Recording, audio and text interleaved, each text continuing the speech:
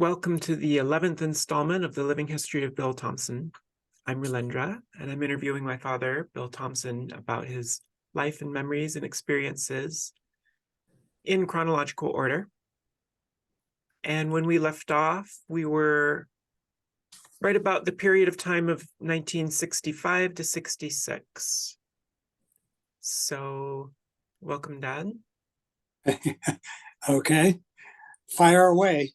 Okay, so yeah, you were talking about your days. You were finishing your term in the Navy with the NSA, the National Say, Security Agency. say that again. We were talking about your period with the National Security Agency. Yeah, okay.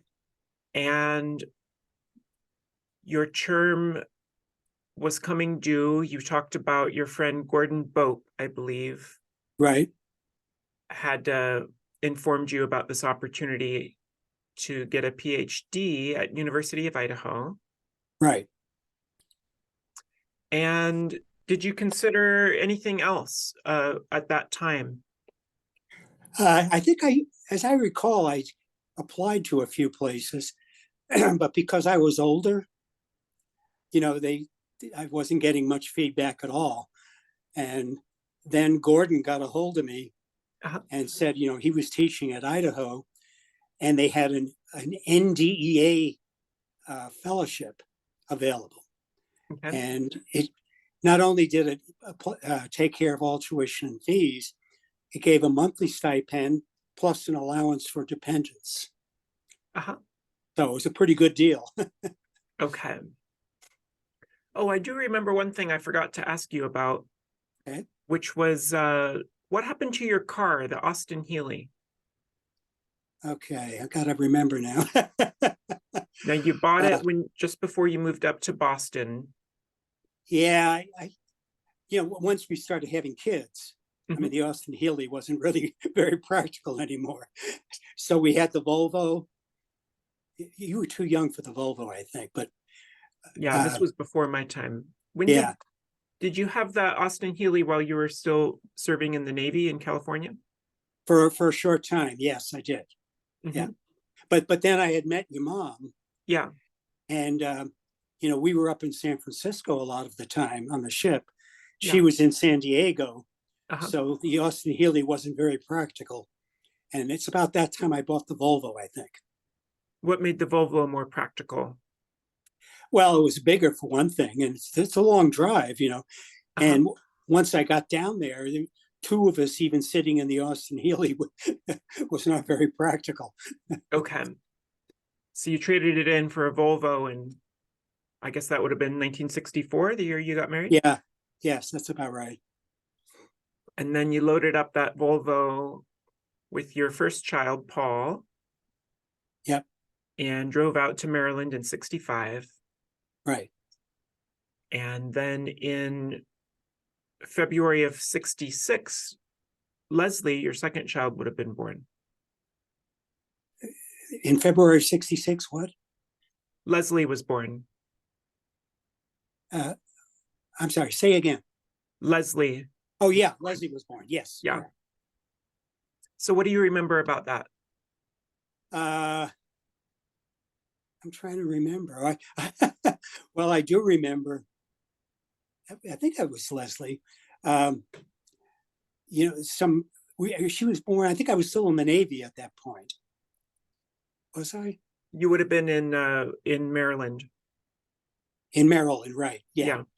And so this was the Naval Hospital there, Uh-huh. and some nurse who was, and she wasn't even a nurse. She was like a orderly of some sort. And she was giving your mom a hard time about how to nurse the baby and all that kind of thing, And it was one of the few times I pulled rank Uh-huh. because I went in and found out about her, and I chewed her out really pretty good about annoying the patients. Do you remember much about what Paul and Leslie were like as babies? Yeah, they were all over the place. Uh-huh. And Leslie, even as a baby, was pretty practical. Okay. Uh, Paul was always getting into trouble and, fidgeting with things and getting into things. Uh-huh. But there was no, I don't recall Paul being jealous of her at all. Okay. Uh, so it actually worked out pretty well. That's Okay. probably why we still kept having kids. Uh-huh. So, yeah, how did you feel about moving to Idaho? Well, I really didn't have much of a flavor for it. I had never been there, Yeah. but practicality dictated that this is the only way I could go on and get my what I used to call a union card, Uh-huh. which was a PhD, Yeah. in order to be able to teach at a university level. Uh-huh. And when Gordon Bope offered me this fantastic fellowship, I mean, it was a no-brainer. I just accepted it and figured that I could, even though Idaho wasn't a top draw school, Hmm. that I could still talk my way into any job I wanted. Yeah. Okay. So let's see. So I guess it would have been in the summer of 1966 that you finished with the Navy and NSA and loaded up the car and drove out to Moscow, Idaho then. Right, right. We stopped off at, I may have told you this story. We stopped off at Nana's house and on the drive out. Okay. Was And she up in New York still? yeah, yeah, she was living in Long Island. And Hmm. so we stopped by. We were actually on our way to Idaho. Yeah. And so I said, I stopped by. I said, I just wanted to say goodbye. I'm going out to Idaho, to get a PhD. And she said, Billy, after all this schooling, you still can't get a job? Oh, Okay. So yeah, you went out on the drive and then there's a story about when you were first arrived in Moscow on the first day, if you remember. yeah. Well, it was a Sunday. Uh-huh. And we drove down to Main Street, and of course we didn't have a lot of money or anything. Oh wait, But but before this, there's a first part of the story I remember. Before you got to Moscow, okay, as I remember, you were driving down and my mom was getting worried because there weren't yeah, it was so yes, rural. yeah, And we then were you said driving, something like potlatch is coming up. yeah, yeah, we drove over to Spokane, Yeah. that we came across the northern highway Uh-huh. and then turned south to go down to Moscow. And that's when your mom said, "Where are we going? Where are all the people?" And I looked at Uh-huh. the map and said, well, "There's a big black thing here on the map. It says Potlatch." Uh-huh. So about 10 minutes later, your mom says, "Have we reached Potlatch yet?" I said, "I think we drove past it about 5 minutes Uh-huh. ago." She was not too happy. Right. Well, of course, Potlatch only has about 1,000 people, but you don't even go through the town on the highway. That's right. Yeah. We never saw the town, so she really thought it was bad. It Yeah. wasn't as bad as she thought, but Okay, so it's Sunday and you arrive in town. right. And we go down to Main Street, and after this long trip and very little money, I said, "Okay, we're going to treat ourselves to a dinner." So we went to, God, I'm trying to think of the name of. There was only two places on Was it Main Street.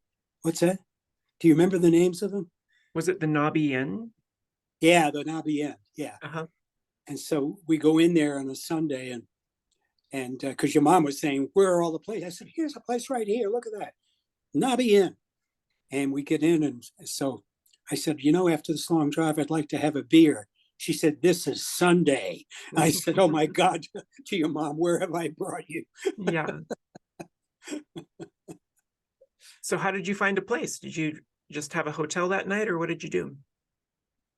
I'm trying to remember. Oh, yeah. If you went out of town halfway to, was it Potlatch? Yeah. What I'm not sure. over? Wasn't Potlatch. If you drove east out of Moscow, Yeah. and halfway there was this restaurant. I can't remember what it was called, but they were open on Sunday and they actually served beer. Oh, okay. So that's where we had our first dinner. Uh-huh. And your mom was not too impressed because I don't think we saw a place of business for about the 15 miles we drove until we hit Right. Potluck. Yeah. Yeah. Well, I think Troy was the next town over. Troy, it was Troy. That's right. It Yeah. was Troy. Yeah. Do you did you like rent a hotel that night, or where did you have a house lined Well, up or something, or an well, apartment? one thing I remember, I'm trying to remember. See, that would have been what, 66? 66. Yeah. So Paul would have been how old? He would have been about one and a half. Okay, so this is not the story. It's another story I was going to tell. He was older than that. Uh-huh. Yeah, that's right. So we I don't even know where we stayed, but we had dinner there anyway. And I think we were staying on, where the heck was it? Somewhere on Main Street. You know. Okay. And then the first place that you lived, was that at the Blaine Manor? Yeah, yeah. It was an old World War II Navy barracks Okay. that some entrepreneur guy who was really into making money, I can't remember his name, but he bought up all of those buildings Mhm. and then turned them into student housing and charged more than, because for married families. Okay. And so he was charging a lot of money. He was making quite a bit of money, Mhm. but you had no choice in Moscow, and that was it, you know. Yeah. Okay, so there you are. You're getting settled into Moscow and starting up your program. Yeah. So tell me about that. How was it at the beginning of the program? Well, do you want me to tell you something about the Blaine Manor first, maybe? Sure. Okay. So there was a family that lived uh, about four doors away from us. Mhm. And the guy had lost his arm. He was from Massachusetts, and he had four kids. Okay. And he was fixing the gearbox on a tractor of some sort. And somebody didn't know his arm was in there and started it up, and he broke his arm into pieces. Oh, Yeah, and so he had a lame arm, and he was the first person we met. okay. Uh, so and they had a kid about Paul's age. Mhm. Can't remember his name. He was really a terror. And poor Paul, he was pretty mild, you know. Uh-huh. And I remember one of the first stories was uh, the kid came down and took his trike away from him, Mhm. even though the kid had his own trike. Uh-huh. And so I told Paul, you know, of course, this is my first kid, and so I don't know any better. And Uh-huh. I told him how he should really stand up for his rights and, you know, start a fight with this kid if it's necessary. Uh-huh. And I said, okay, you got all that? He said, yes. I said, okay. So if Matthew comes again and wants to take your trike, what are you going to sell him? He says, I'm going to say, it's okay, Matthew. Mappy, we called it. Uh-huh. He says, you can take my trike and I'll use your trike. No, I said, that's not.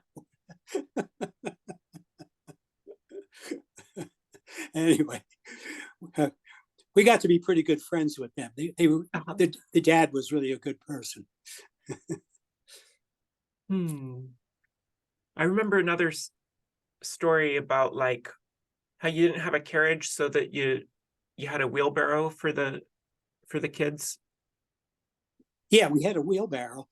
Your mom used to take the two oldest. Well, they were the only two we had at the time, Yeah. and she'd take them down. She'd walk from Blaine Manor, if you remember where that was. Mhm. You know, it was quite a ways to downtown, and Yeah. she put them in the wheelbarrow and drive it and push the wheelbarrow into town Uh-huh. because we had very little money, and I said, well, I want to get a house here, Mhm. and so we're going to need a wheelbarrow. Uh-huh. So why should we get the stroller? We weren't planning on having any other kids. Uh-huh. So there it was.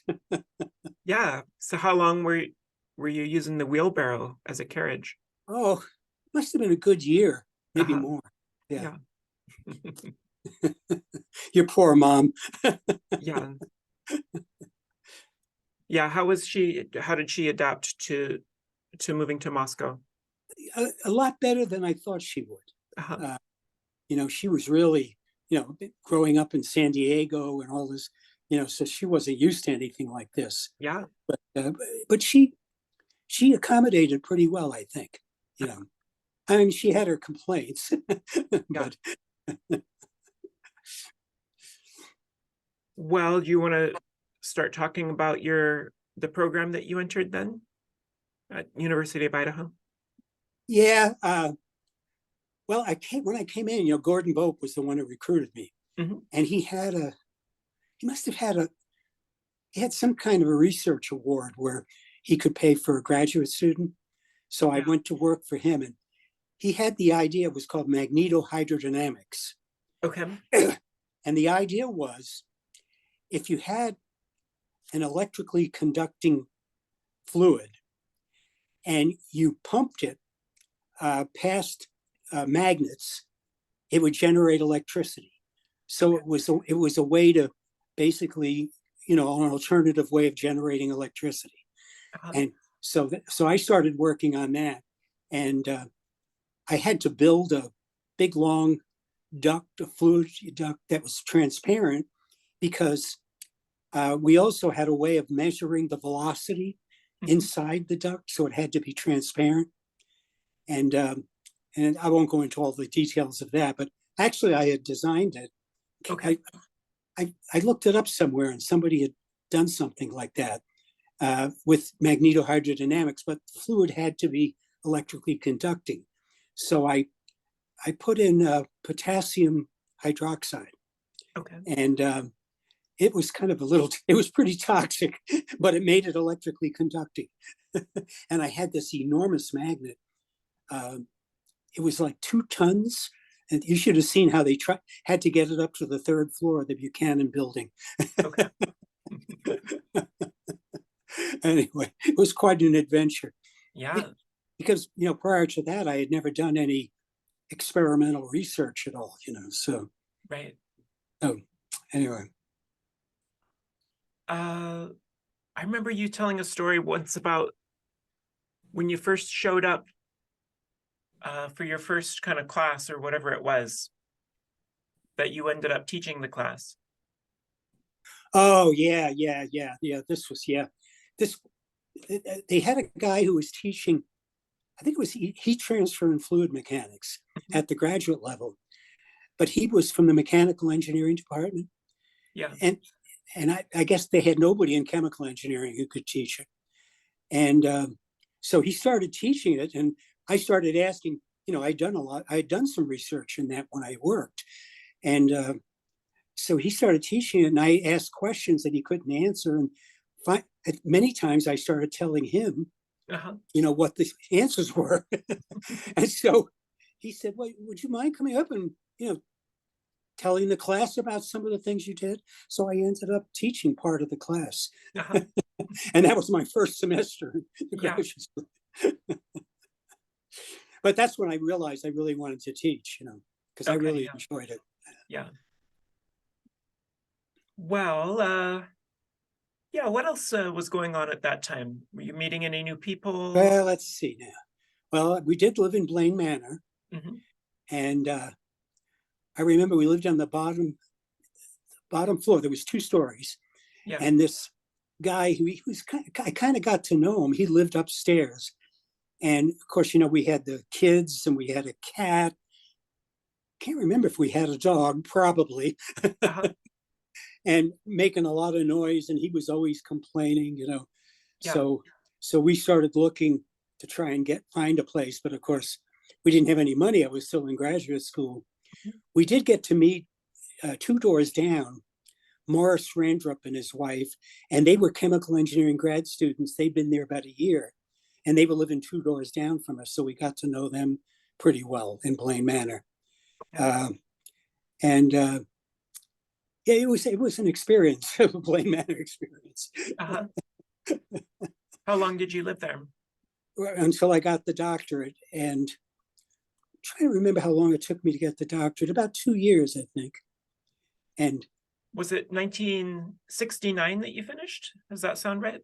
yes, well, that's when I remember I got the PhD, because my uncle, Father Bill, Hmm. and my dad and my brother all came to Moscow for the PhD ceremony, Mhm. and I wasn't even planning on going through the ceremony.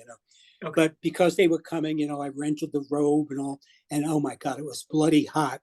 And Uh-huh. they used to conduct the graduations in the memorial gym, if you remember the gym. Mhm. And it was hotter than blazes. Yeah. Anyway, so we go through this, and I come out, and I'm looking around for my uncle, my father, and my brother. And all of a sudden, there's this car beeping over there. I said, "How'd you get over there so fast?" He said, "Oh, we went in there and it was so bloody hot. We said, we can just watch it on TV. So we went out and watched it on TV." And here I am going through that. Right. Well, was it nice to see them though for the visit? How long did they stay? Say it again. Was that the first time that your father and your brother came out to visit you in Yes. Moscow? Yeah. Yeah. Yeah. They couldn't believe it. They said, "Oh my God." Yeah.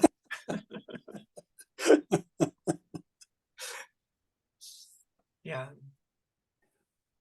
So yeah, during this period of while you were in graduate school, Uh-huh. can you think of any stories about what that was like and some of the Well, people that you knew or anything that you were doing? the grad students were pretty good. I kind of organized them, Uh-huh. and we would go down on a Friday to the hell was it called? The local pub, run by this really old guy. He used to cook hamburgers in the store window. Okay. It was something, but the beer was good. Uh-huh.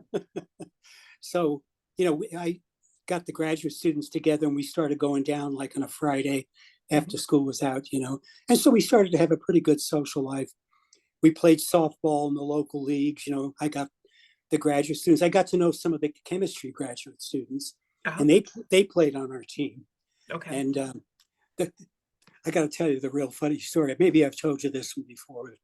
So we're playing this big jock team. All the all the jocks that had been stars at Moscow High and all that, Mhm. and they're all on the same team. Yeah. And what happened? We ended up slaughtering them. And I can't remember. We had some pretty good players, but I think we scored like 8 runs in the first inning. Okay. And at the end, we were first up. And at the end of it, when they finally got us out, the guy who was pitching was walking to the dugout, and they had a coach who was a wannabe jock, who wasn't good enough to play. Okay. And the dugouts have this really heavy mesh screen on it. And the funniest thing, they started yelling at each other, and then they started punching each other through the fence. Oh no. And one of them was holding his wrist. He punched out his hand. Yeah. Typical jocks. Uh-huh. I'm trying to remember. I seem to remember some sort of story about how you had like kind of like a goofy ritual or something that you did as a Some, team. some, somewhat. Some sort of ritual you did as a team, like when you took the field, Oh, oh, kind of oh, oh, like a yeah, parody of like what the of jocks were course. doing or something. I don't. Yeah, yeah. Well, they did all of this super duper jock stuff. Yeah. And they did it first. And so when it was our turn to take the field, uh, we had a coach, Easy Swindell. Uh-huh. Have you remember the name at all? Yeah, you've talked to me about him before. Yeah. Yeah, yeah. And he was a character. He was from New Zealand, Uh-huh. and he and Amy got to know him pretty well. Oh yeah. But anyway, he was full of himself. And so he said he watched what these guys were doing. He says, "What are they doing there?" Because he didn't know anything about baseball. So I said, "Well, they do that. It's some sort of a pre-game ceremony." He said, "Well, let's do our own ceremony." Uh-huh. So we quickly sitting in the dugout. When we ran out to the field, we all ran out into short center field. Mhm. Easy Swindell, we all laid on our backs and made a circle with our feet pointing to Easy, and Easy was in the center. Uh-huh. And then when we all got positioned, he said, "Ah, ooh," and we all sat up. You should have heard the jocks screaming curses at us. Uh-huh. But Easy was great. After every game, we'd go to the bar and drink beer. Uh-huh. And Easy played the guitar. And Okay. sometimes he would take the guitar to the bar and play, and everybody enjoyed it, even the other patrons, you know. Yeah. So it was a great time. We really had a great social life. Yeah. Were there any other stories about Easy Swindell? Uh, there's got to be, because he was always doing strange things. Uh-huh. Oh, I was on his PhD committee. Okay. He had to have an outside member, so I got on it. And his major professor was this woman, and she was really hard nosed about everything, you know. Mhm. And you know, she had made it up to be head of the uh, chemistry department, because Easy was a chemistry major. Okay. And so it came time to for Easy to do the final exam, which is an oral. And of course, I was there as an outside member. Okay. And so he goes through it. I don't even know what they were talking about, some, obscure thing about chemistry. And so finally, I can't remember what her name was.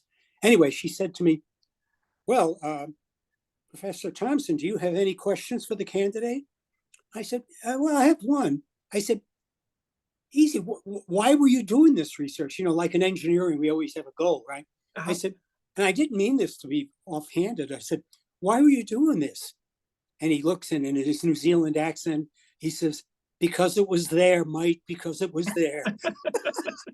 And she blew up. She figured Easy and I had programmed this together, but it was perfectly spontaneous. Uh-huh. You would have loved Easy Swindell. Uh-huh. He went back to Australia, New Zealand, and I've never heard from him again. Okay. Yeah. Well, let's see. So this would have been 1967, 68, 69. Yeah, that's right. Time of turmoil socially for the country. I remember you telling me about a symposium at the University of Idaho where someone came and talked about the Vietnam War. Do you remember this? Yeah, The Bora Symposium. the Boris Symposium. Oh yeah, at the Boris Symposium. Mm-hmm. Oh, it was fantastic. Mm-hmm.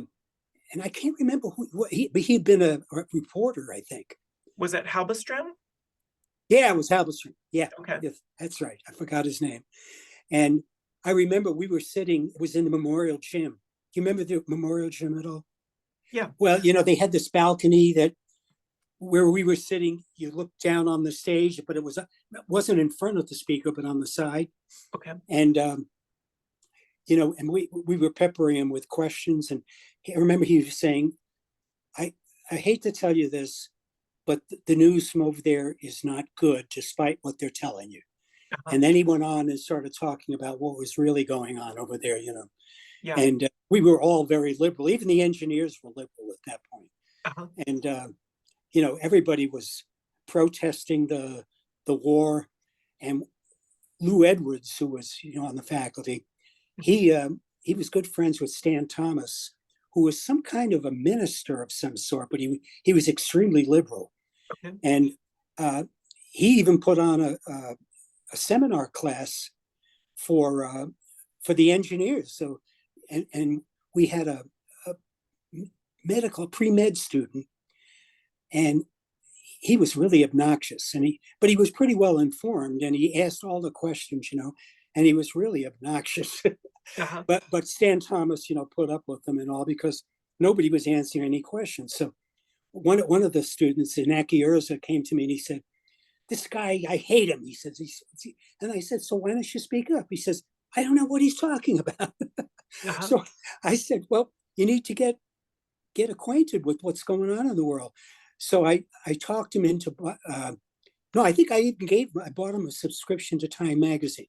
Okay. And he started reading it, and then he started arguing with this guy. Okay.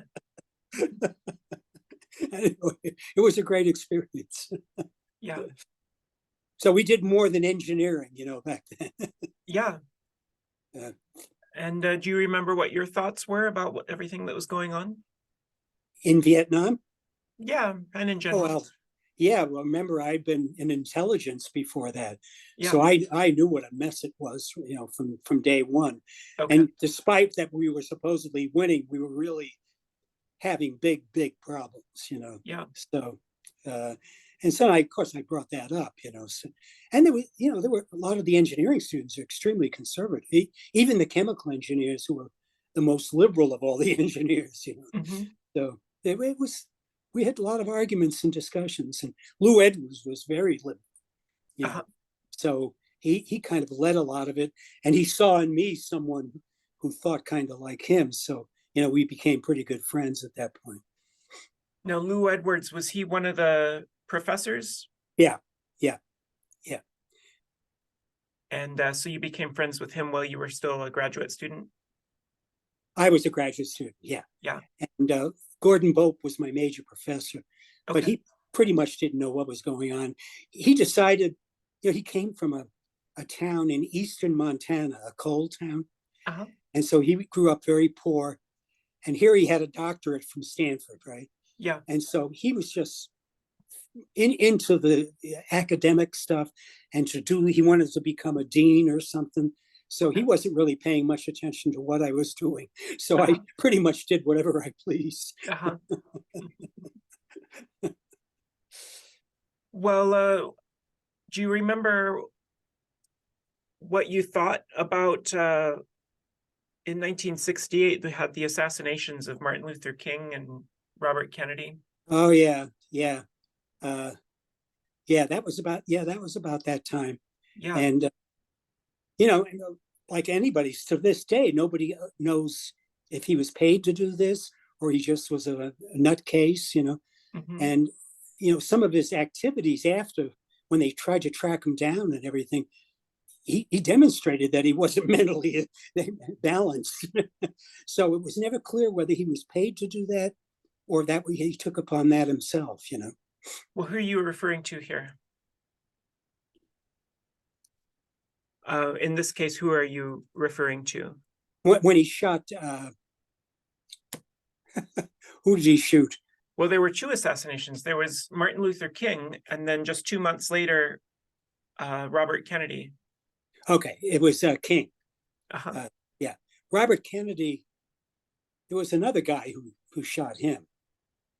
Remember, he was a real nutcase, and it was never quite clear whether somebody in the government or the military saw that he was a nut and basically convinced him to shoot King.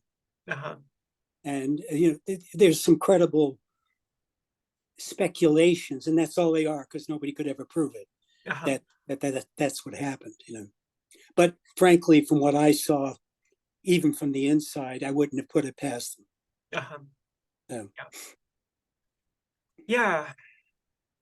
Did you feel that way at the time, or is that only later on that you came to that? Oh, at the time, I was, the chemical engineering department was very liberal. Yeah. All the graduate students were older. Yeah. Uh, they had been around a bit. A lot of them had been in industry. Hmm. So chemical engineering has always been different. Uh-huh. And they, and of course, the other engineering disciplines looked at us as left-wing radicals, Right. whereas the left-wing radicals looked at us as not as conservative as the rest of the fruitcakes. Uh-huh. Well, also during that period of time, there were really big changes happening culturally. And maybe you weren't, maybe in Idaho, they weren't as prominent in your What are you experience, but thinking about? well, just race relations, Oh, the youth movement, yeah. Well, of course, drug race use, relations. sex, like all those kinds of things. Well, in Idaho, race relations were hardly an issue. There was very few black people there. The Hmm. only real minorities we had were Asian students, Hmm. because they were graduate student slaves. Uh-huh. Um, yeah, but a lot of things were changing culturally at the time, you Yeah, know, artistically and music and film, television, and just people's attitudes. Yeah. were opening up in ways where many things that were taboo were no longer Yeah. Yeah. taboo, and people were experimenting with them. Yes.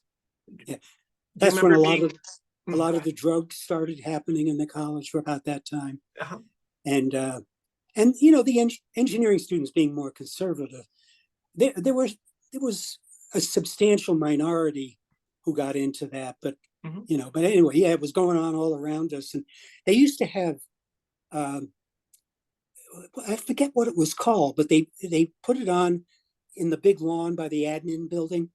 uh-huh, And oh my God, I mean, half the campus got up there, and it was pretty liberal, and a lot of arguments, and a few fist fights. uh-huh. Everybody arguing about everything because there was so much change going on. Right.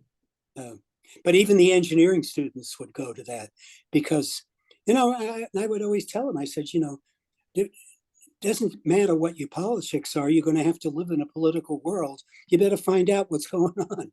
Yeah. Well, anything, we've just got like about a minute or so left. Anything else that you'd like to kind of finish talking about at that period of time, 1969, when you're coming up on graduation? Yeah. How much time do we have in this segment? Just like another minute or minute and Well, I can tell. Why don't we, if you got time to do a second one, a half. Uh-huh. let's wait for ask that question again because it's a little bit. I've got a lot more to say on that one. Okay, great. Well, why don't we end here then, and then take a break and start up again and pick it up from there. Okay. All Okay. right. Okay, talk to you soon. Bye.